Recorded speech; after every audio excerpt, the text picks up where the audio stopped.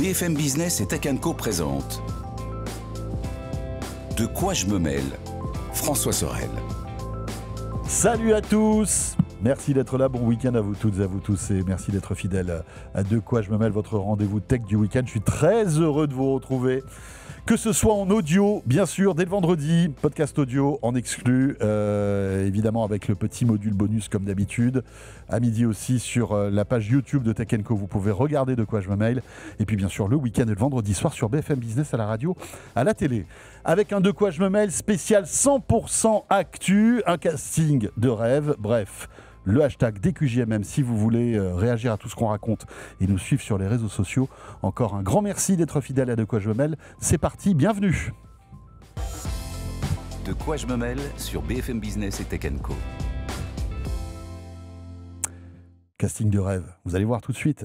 Anthony Morel déjà, premièrement. Là, on rêve carrément. Là, The Dream Come True. Ah oui. Salut François. Ça va, Anthony? Ça va très bien. BFM Business le matin, RMC Story à la mi-journée, bien sûr. Et notre expert tech maison. Cette semaine, nous avons aussi le plaisir d'avoir Nicolas Guyot avec nous. Salut Nico. Salut François, salut tout le monde. Le rêve se prolonge. Le rêve se prolonge. Vous rêvez de Clubic? Ça tombe bien. Rédacteur en chef de Clubic. Merci Nico d'être là. Merci. Et nous avons aussi le plus grand quotidien national qui est présent, on peut le dire. Bah oui. Le Parisien, Bien sûr. avec Damien Licata-Caruso. Salut Damien. Bonjour. Notre expert tech oui. au Parisien. Bon, je vais essayer de prolonger le rêve, effectivement, et de ne pas trop endormir les gens. Ça, écoute, c'est plutôt positif. Belle promesse. Ça, c'est bien. Hein. Parce qu'on pourrait inviter Mesmer un jour, mais je ne sais pas si ça nous ferait monter en audience. Bon, les amis, dans la tech, plein de choses. On va prendre une petite heure pour revenir sur tous les sujets qui nous sont parvenus cette semaine. Et on va peut-être commencer par la polémique Microsoft Windows 10. Eh bien voilà, Windows 10 depuis quelques jours n'est plus supporté par Microsoft. Ça veut dire que si vous n'avez pas, vous n'avez pas adhéré en fait à un programme qui vous donne 1 an de sursis, eh bien vous n'avez plus de mise à jour de sécurité sur Windows 10. Et c'est une sacrée pagaille de com pour Microsoft qui, à mon avis, n'a pas vu venir le truc. Ils se sont dit, bon allez, Windows 10 ça a quoi? Ça a une bonne dizaine d'années. On va passer à Windows 11. On va forcer gentiment les gens à passer sur Windows 11. Sauf que Anthony, ça pose problème. S'ils n'ont pas vu venir le truc, il faut qu'ils virent toute leur équipe de com. Parce que franchement, moi je le voyais venir à des kilomètres, je ne sais pas pour vous les amis, mais moi aussi. Toi aussi. Mais tu as vu la com enfin, évidemment, ou l'absence de com. Parce que pour le de coup, com de Microsoft là-dessus. Moi je trouve que... Alors, on enregistre aujourd'hui, donc on est le lendemain de la fin officielle de Windows 10. Voilà, pour et tout vous dire, on est pour... mercredi matin. Hein. Voilà, c'est ça. Donc du coup, je sais pas, on est censé avoir reçu normalement... Moi, je suis concerné. J'ai un vieux PC à la maison, par exemple. Je m'étais fait un PC gamer il y a une dizaine d'années. Bon, je joue un petit peu moins maintenant sur PC, donc je l'utilise juste pour de la bureautique. Mais du coup, il est concerné. Il peut pas passer à Windows 11, parce que pour passer à Windows 11, il faut remplir un certain nombre de critères en termes de processeur, en termes de sécurité. Il passe pas, très bien. Donc il faut... Et il marche bien sous Windows 10 ton PC. Parfaitement bien, j'en suis très content, j'ai absolument pas envie de le changer. Et donc il faut effectivement, comme tu le disais, passer par leur programme de continuité pour obtenir les mises à jour, alors qui est payant, mais en Union européenne, ils ont obtenu un sursis, donc on a 1 année gratuite. Sauf que moi, je ne sais pas pour vous, mais moi, je n'ai rien reçu de la part de Microsoft. J'ai pas reçu un mail, j'ai pas reçu une notification sur mon ordinateur. C'est en lisant les news, et parce que bon, on est un petit peu informé sur ce qui se passe dans le secteur, que je sais ce qui se passe, donc je suis allé dans les mises à jour et tout. Vraiment, j'ai même pas compris comment il fallait faire. Mais tu as réussi à avoir cette année supplémentaire pas pour ou pas? l'instant, parce que je crois que en fait, ils font un déploiement qui est progressif. C'est pas encore sur tous les PC, en tout cas au moment où on se parle. Je pense que ça va arriver là dans les heures et les jours qui viennent, j'espère. Mais tu vois, j'ai essayé de le faire hier soir, ça n'a pas fonctionné. On m'a même pas proposé. Il n'y avait pas une date limite aussi pour souscrire à cette année supplémentaire de mise à jour de sécurité? Non, tu peux le faire en fait. Oui, alors oui, si tu vas avoir une date limite, parce qu'en fait, si tu n'utilises pas ton PC pendant 60 jours, en fait, il te coupe les mises à jour. Oui. Donc c'est un truc, je pense qu'il y aura un minimum de 60 jours pour s'activer. Ils te couperont c'est ça. aux mises à jour supplémentaires, mais je crois que c'est encore Qu'est-ce qui se possible de passe? s'inscrire pour le Ton écran devient bleu. Oui, c'est ça. C'est encore possible, mais il faut, en plus que tu as aussi des injonctions supplémentaires, il faut avoir un compte Microsoft, un compte OneDrive, en échange, pour pouvoir avoir accès à ce programme qui te permet d'avoir les mises à jour. Ouais, c'est-à-dire qu'ils essaient de récupérer de la data te concernant pour t'offrir cette année supplémentaire. À la base, ça devait être soit payant, $30, soit effectivement tu donnes ton compte, tu utilises un compte Microsoft et il récupère la data. Et il y avait aussi OneDrive, je crois, Oui. dans la boucle aussi. Il fallait utiliser OneDrive. Ou les points Microsoft Rewards que tu peux avoir. Alors, j'ai jamais rien compris à ce truc-là. moi 1000 non points. plus. Jamais Moi non rien plus. compris. Moi non plus. Ouais, Bah, ça, faut c'est un s'inscrire truc. au programme. Et moi, gagner je vois des toujours points. sur mon écran d'accueil des points rewards, des machins, etc. Mais qu'est-ce pas que t'en quoi ça fais sert. Bon, Si, tu peux acheter des trucs, t'as des récompenses en cash, t'as des bons. Ouais, mais des tu bons fais quoi d'achat. pour les avoir, tes récompenses? Et bah tu utilises. Alors moi je me suis pas inscrit au programme, mais je Toi, crois tu que veux c'est en utiliser Edge, faut utiliser ouais, des c'est trucs ça, comme en voilà. utilisant- Faire des en recherches. Il faut utilisant les utiliser produits. Bing. En utilisant les produits Mais tu c'est bon, gagnes des points. Il n'y a pas de petit profit, les amis. Attendez. Et alors le truc qui est un peu moi je trouve un peu étonnant, c'est que les entreprises auront le droit à 3 ans de continuité de mise à jour. Ok. Et ça je trouve c'est un peu dommage. Pourquoi ces mises à jour à 2 vitesses? Parce que en fait, je pense que les entreprises déjà, elles vont payer beaucoup plus cher. Hein, les entreprises, c'est $61 la première année, 122 la deuxième Par et poste de travail. ouais, et 244 la Ouais. troisième. Donc voilà, ça va coûter Effectivement, très c'est un cher. site à passer Voilà. à Windows 11 très Voilà. rapidement. Donc Windows 11, si votre PC est compatible, passez à Windows 11. De toute façon, c'est sincèrement, Ouais. c'est un OS qui marche très bien. Oui, oui, il n'y oui, a c'est pas de plus souci. On voilà. n'est pas, alors Voilà. là, on n'est pas en train de parler de la qualité des logiciels Voilà. de Microsoft. Voilà. Non. Moi, je trouve que Microsoft a fait énormément de progrès. Windows 11 est parfait, en fait. En termes de stabilité, ça ne plante plus, vous branchez n'importe quoi, ça fonctionne. Enfin, Microsoft a fait du très très bon boulot. Très agréable à utiliser. Quand au tu as Moi, le droit de le faire. Voilà, Ouais, c'est c'est ça, ça, c'est le ça. Mais alors attends, Nico, toi qui mets les mains dans le cambouis, on sait que tu passes ton week-end à démonter les PC. J'ai un PC Oui. sous Windows 10 qui n'accepte pas Windows 11. Et j'ai vu sur Clubic Oui. ces petites manips là de bandits, de pirates, Qui des existent. bas quartiers Voilà. pour pouvoir installer Windows 11 quand même. Bah, il existe des petits utilitaires. En fait, alors il y a juste un truc, c'est qu'il faut savoir Ça que explose. voilà. Non, ça marche bien. Mais il faut absolument. Bon après, Non, mais- voilà. Ça brûle. Pour passer de Windows 10 à Windows 11, il y a aussi, au-delà de la sécurité, donc des puces de sécurité sur la carte mère et du Secure Oui. Boot du TPM BIOS. 2.0. Voilà, En TPM gros, si tu 2.0. as un processeur qui est trop vieux, Voilà, si à t'as un l'install de Windows 11, il va dire non, non, tu peux pas. il va dire je peux pas. Donc il y a une liste de Microsoft qui est disponible sur leur site. Vous pouvez demander. Il y a même une appli, savoir si votre PC est compatible. Ouais, alors ça- Si vous avez Secure Boot, si vous avez si vous avez Secure Boot et si votre processeur n'est pas dans cette liste, vous pouvez hacker le système. Voilà, ça y est, Il y a ça un- c'est Nico voilà. Guyot. Ok. Voilà, il y a Voilà. un petit utilitaire qui permet en fait, il faut récupérer l'image du système, l'installer avec cet utilitaire, et là vous pouvez installer Windows 11. Le seul problème, c'est qu'on ne sait pas, un jour ou l'autre, Microsoft pourra couper les mises à jour. Là aussi, vous aurez toujours le même problème. Donc pour moi je vous conseille plutôt, il y a deux schémas. Hein. Il y a le schéma, j'ai une machine, je m'en sers comme machine à écrire, ou je suis dans une entreprise, elle sert pour la caisse, etc. Vous retirez le câble réseau et vous continuez à l'utiliser. Oui, donc Voilà. plus de mise à jour du tout, Plus de mise à jour du tout, mais on s'en fout. Mais puisque plus de risque on non plus. l'utilise comme un outil comme elle est plus basique. connectée. ok. Voilà. Et si vous êtes connecté, eh ben, il va falloir là, c'est passer. Non, mais voilà, c'est non. pas terrible. Moi, je vous conseille de passer sous Linux. Sincèrement, il y a Oh des plus- non, non, personne non, ne c'est peut pas- faire. mais Arrête si, un coup- peu. La d'un coup, propagande Nick- Linux, ça y Non, est, mais c'est d'un parti. coup, on parle de vulgarité là. Mais oui, Non, mais- franchement, mais- Linux. Non, mais c'est super, Linux, Quand c'est on pas est la abandonné question. au bord de la bien route, sûr. Mais tu vois, c'est pas Mais, grave. non, mais attends. quand on est abandonné au bord de la route par un éditeur, heureusement qu'il y a ces solutions. C'est des solutions qui marchent très bien, qui sont simplissimes, ça n'a plus rien à voir avec les distributions d'il y a 20 ans. Maintenant, il y a des distributions, sincèrement, si vous êtes un peu myope, vous pouvez croire que c'est un Windows. Hein. Non, Il y a mais une tu barre crois des que tâches, il y a ma des- tante Béatrice, qui Qu'on salue connaît rien, d'ailleurs. que je salue Ouais. et que j'adore, mais qui a un ordinateur qui date d'il y a 10 ans, elle va aller télécharger Linux. Mais non, C'est pas- comment Non, je mais, fais- non, je mais pense comment je fais c'est pour aussi avoir, simple. moi. C'est aussi simple à 99% des utiliser. Vous avez, t'as LibreOffice, t'as Non, plein non, de. non. Ouais, mais Et Alors là, vraiment, c'est et- dans la irrecevable, vraie monsieur. vie, personne ne le Monsieur fera. Nicolas Eh, Guillot, c'est irrecevable. Et excusez-moi, si vous utilisez un Android, vous utilisez Linux tous les jours. Si vous utilisez un téléviseur, vous utilisez Linux tous Non, les mais jours. attends, mais il y a plein de programmes qui sont pas compatibles Linux. Si tu as un PC Bah, sous Windows si tu vas juste 10. sur Internet, est-ce que tu as besoin d'avoir des programmes qui. En fait, moi, je suis à fond. Non, mais déjà, tu veux Microsoft Office. Allez, qu'est-ce que tu Alors, fais avec bah, Microsoft je te propose Office LibreOffice. Ou Mais sinon, non, je te mais voilà, propose- mais déjà rien que là, je te ça y est, on t'a propose perdu. Vine, et je te Là, propose t'es- Vine. Non, mais là, Un je t'ai interpréteur. laissé sur le bord de l'autoroute, là, Ouais, bah, avec un petit panneau, comme bah ça. oui, mais, en ouais, disant, mais à un moment, attention, t'as Nicolas LibreOffice Guillot sur ou t'as l'autoroute. Chrome, ou t'as, comment ça s'appelle, Google, la Google Suite, elle est très Damien, bien. nos amis lecteurs du Parisien, est-ce qu'ils vont télécharger Linux pour, Peut-être, mais il y a les Chrome PC qui marchent très bien, qui permettent d'avoir une expérience similaire à ce que tu peux avoir sur smartphone. Tu peux avoir des applications. Deuxième gros mot, chaud comme Word. PC quand même. Écoutez, on essaie de proposer des alternatives. On va pas Non, non plus c'est se laisser vrai. abandonner par un éditeur qui, malgré sa toute-puissance, doit aussi penser qu'il y a des gens qui n'ont pas les moyens d'investir dans un PC de dernière génération, qui n'ont même pas l'intérêt. Donc, à quoi bon, finalement, se plier Est-ce que ça leur c'est coûte une forme si de cher chantage, que finalement. ça Excusez-moi, juste une question, Nico ou Anthony, peut-être que vous savez, ou toi Damien. Est-ce que ça coûte cher pour un éditeur comme Microsoft qui gagne des sommes incroyables?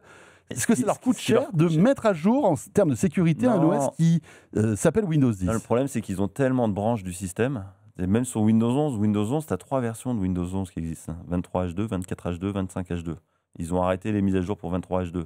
Mais en fait, il y a des gens qui ne peuvent pas basculer, par exemple, de Windows 11 24 H2 vers la Windows 11 de cette année. C'est pas leur problème, ça. Oui, mais non, mais en fait, c'est pas ça le problème des gens. Oui, c'est pas le Microsoft problème des qui l'a gens, mais voulu. sauf qu'en fait, du coup, tu es obligé de mettre des équipes pour continuer à Ouais, développer il y a des un coût. patchs de sécurité. Donc, pour ces gens, pour le grand public, mais aussi pour les entreprises.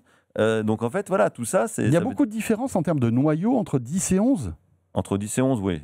Oui, 10 et 11, oui, ça commence à être assez important. Mais 10, sincèrement, juste faire des correctifs de sécurité, on ne demande pas de nouvelles fonctions pour Non, Windows mais 10. non. Non. On demande juste que comment tu vas sur Internet, tu te fais pas hacker directement dès que tu as mis le pied et le doigt de pied sur Internet. Ah, mais- C'est ça qu'on demande. Mais justement, alors là, tu mets le doigt sur le plus gros problème, à mon avis, c'est que si tu te places du point de vue de la population générale, donc pas forcément les gens qui sont hyper technophiles, qui vont effectivement faire toutes les mises à jour, éventuellement changer de PC, je pense qu'il y a une grande partie de la population qui ne fera pas cette mise à jour Non, parce que soit elle n'est pas au courant, ils sont pas soit. informés. Alors, il y Ça a fait une- pas les titres du JT Mais- de 20h, cette D'ab- histoire. D'abord ça, Syndrome t'as ça. Windows XP. Et, hein. et puis, tu as une question, je pense aussi, de Vous en moyens parlez et aux d'envie. Parisiens de ça? On en parle évidemment, mais D'accord. je pense qu'il y a plein de gens aussi qui partent du principe qu'un logiciel antivirus, ça suffit finalement pour assurer la sécurité. Oui. Les gens, ils ont en fait en arrière-plan les mises à jour, mais est-ce qu'ils vont les chercher vraiment? Ou est-ce qu'ils partent du principe que l'ordinateur fait ses mises à jour tout seul?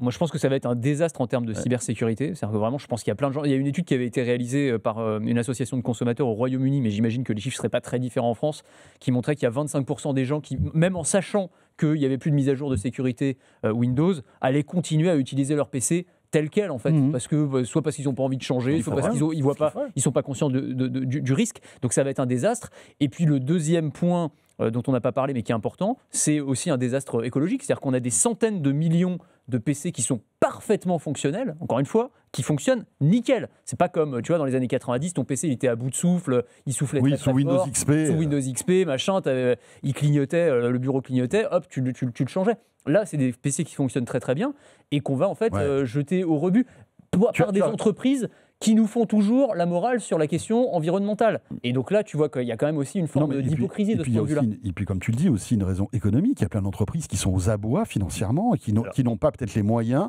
de mettre à jour tout leur Alors- parc. Alors, alors- souvent, ils les louent, les machines. Oui, Je suis oui, d'accord. oui, Ouais, mais alors, Mais- 2 points. Ouais. Et les collectivités Nico. locales. Ouais, non, pour moi, il y a 2 points. Il y a un, déjà, il faut rappeler aux auditeurs que si vous avez un antivirus à jour, mais que le système n'est plus mis à jour, en fait, il y a ce qu'on appelle il y a des failles de sécurité qui sont structurelles. C'est-à-dire que l'antivirus, lui, ne sait pas que globalement, ces failles existent.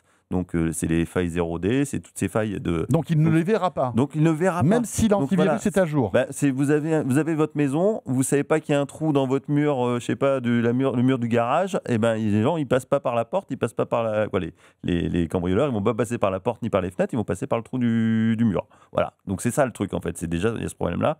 Et après pour les entreprises, il y a plein de solutions, on en a parlé. Notamment, on n'a pas parlé des machines virtuelles. Il y a énormément, il y a eu tout un pataquès dans les journaux télévisés en disant l'administration n'est pas prête au passage de Windows 10 à Windows 11.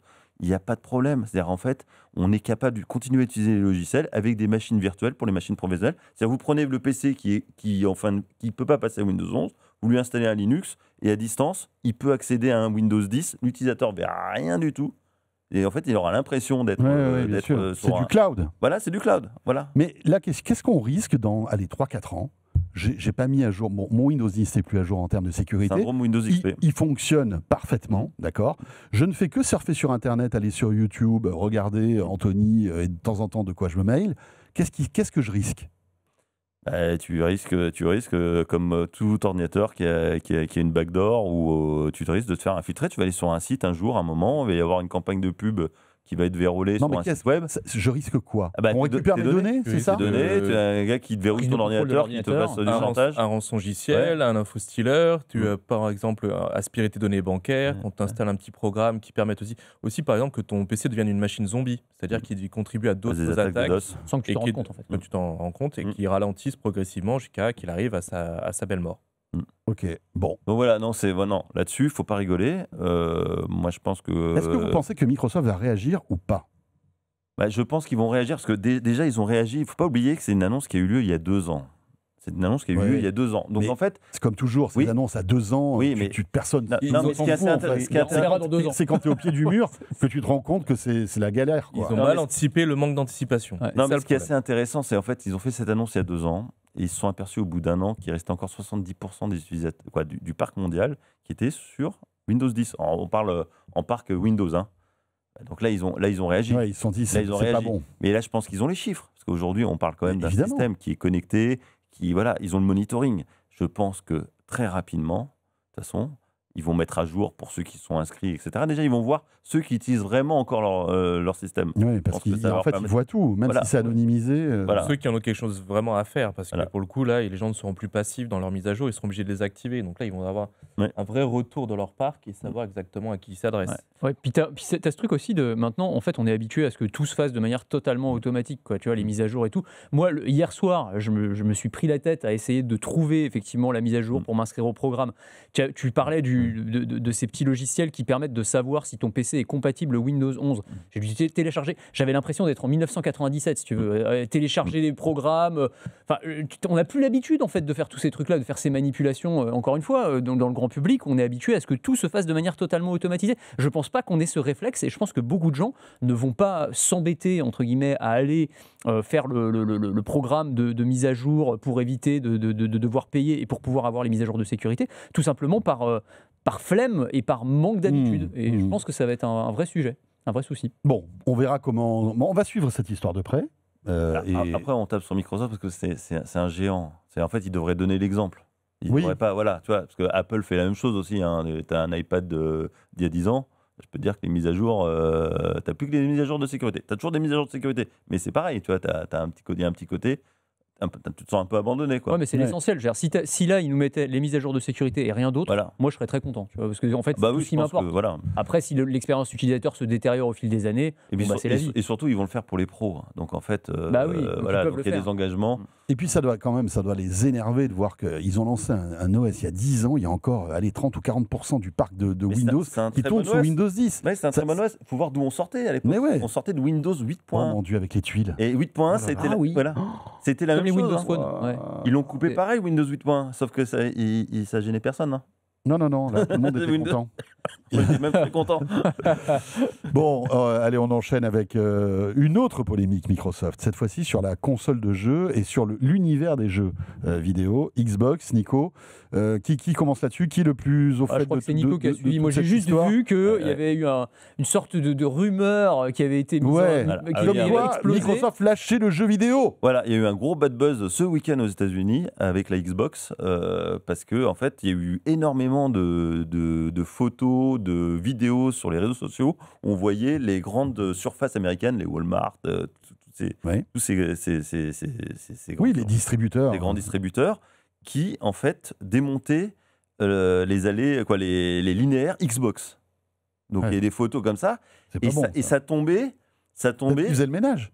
Potentiellement, il y a peut-être un peu trop de Peut-être qu'il y avait poussière. un peu de Ouais. poussière. Ouais, tu ouais, vois. ouais. un peu de jamais. poussière, ouais, ou sinon, je sais pas. Mais en tout cas, bref, il y a eu ces photos-là. Ça tombait la semaine où ils ont annoncé l'augmentation du Game Pass, Oui. qui est leur fameux forfait qui permet d'accéder à tous les jeux à un prix, à un abonnement, voilà, avec un abonnement mensuel, une sorte de Netflix du jeu vidéo, qui est très très bien. Mais ils ont carrément doublé le tarif du forfait le plus élevé.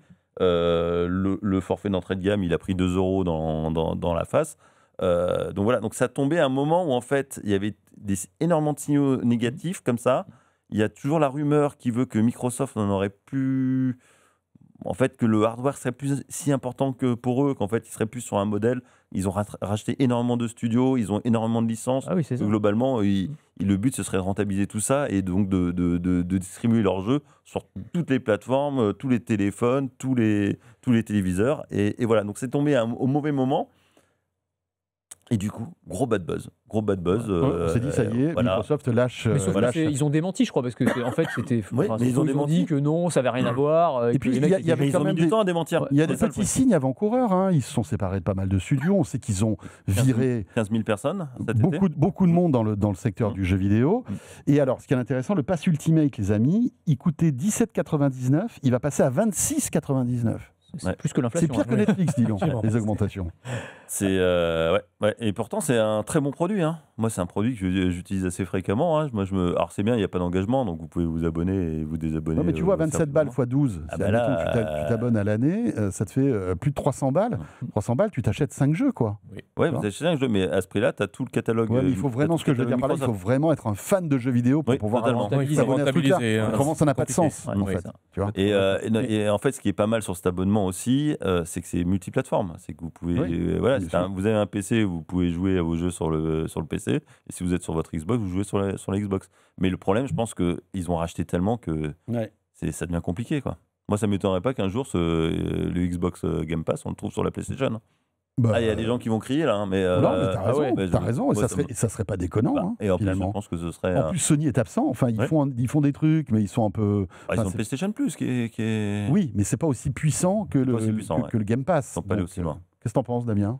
Surtout aux États-Unis, parce que d'un point de vue purement européen, on ne se rend pas compte, mais la Xbox aux États-Unis, c'est vraiment un phénomène culturel. En France ou en Europe, c'est la PlayStation 5 qui a gagné le combat il y a bien longtemps, mais aux États-Unis, la répartition du marché est différente. Donc pour eux, ça peut être encore un choc qui peut être amplifié par les réseaux sociaux qu'on n'aurait pas forcément ici. Franchement, je ne suis pas sûr que si on retirait les Xbox des rayons de supermarché, il y aurait une émeute tout de suite, mais ce serait peut-être plus compliqué pour la PlayStation 5. Mais effectivement, c'est un choc. Et le problème, c'est que non seulement Microsoft passe une sale semaine en général, mais là, ils ont été obligés de se justifier. Et ça, ils n'aiment pas trop se justifier. Ouais, c'est clair. Mais oui, d'une manière générale, ils n'aiment pas trop parler. Et ça tombait aussi au moment du lancement de l'annonce, la confirmation du lancement des 2 consoles portables Xbox Oui, aussi. c'est ça. Avec Ouais, c'est pour Asus. ça parce qu'on disait il y avait des signaux comme quoi ils voudraient abandonner le hardware, mais Ouais. en fait pas tellement. Parce Mais ils qu'il y a voudraient des- abandonner le hardware Moi, je en pense fait qu'ils veulent dédié, abandonner parce le que les ROG Ali Xbox là sont des consoles sous Windows.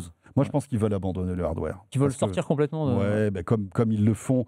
Enfin, je veux dire, Microsoft est intrinsèquement une boîte de logiciels, si tu veux. Ouais, Et c'est le vrai. hardware, mais- c'est un autre métier.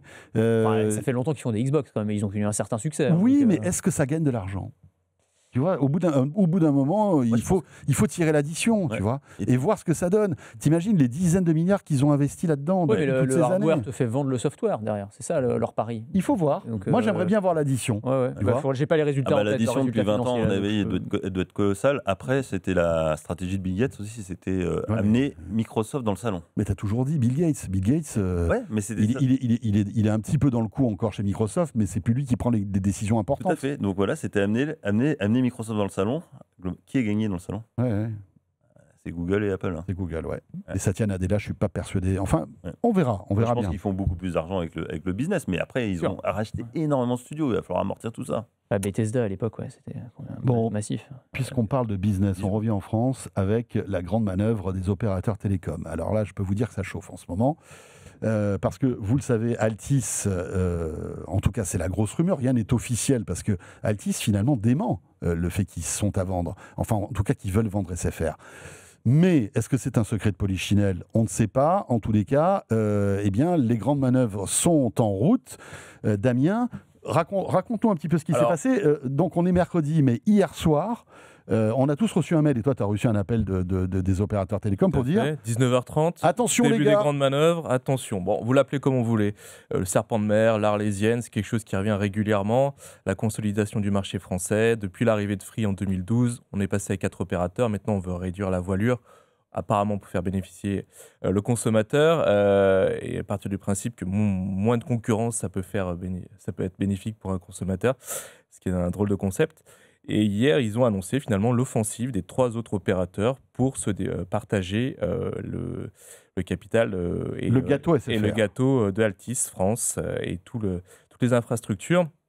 L'offre est groupée, donc ils sont concertés entre eux pour faire un truc très propre.